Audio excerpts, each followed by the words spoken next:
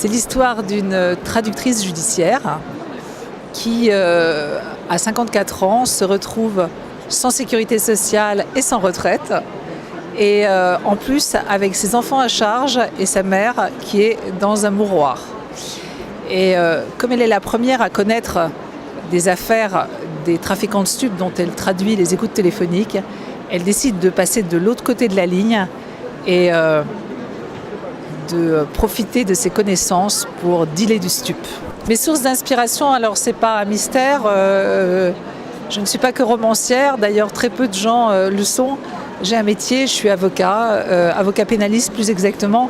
Donc évidemment, mes sources d'inspiration, c'est mon quotidien et mon travail. Alors, c'est mon 5e roman, donc oui, ça commence à être, on dit entre 2 points passe une droite, entre 5 points, voilà, la droite elle y est. Oui, évidemment, je vais faire quelque chose d'autre.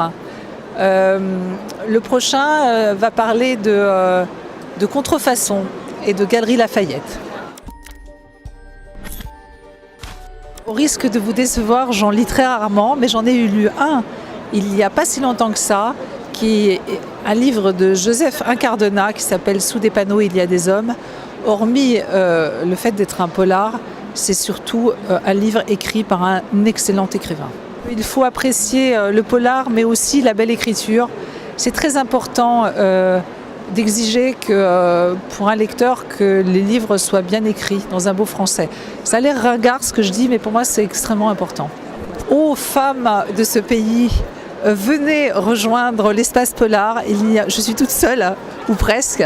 On n'est pas très nombreuses. Voilà, ce serait bien qu'il y ait dans les salons de polar d'autres choses que des buveurs de bière et des fumeurs de gauloises.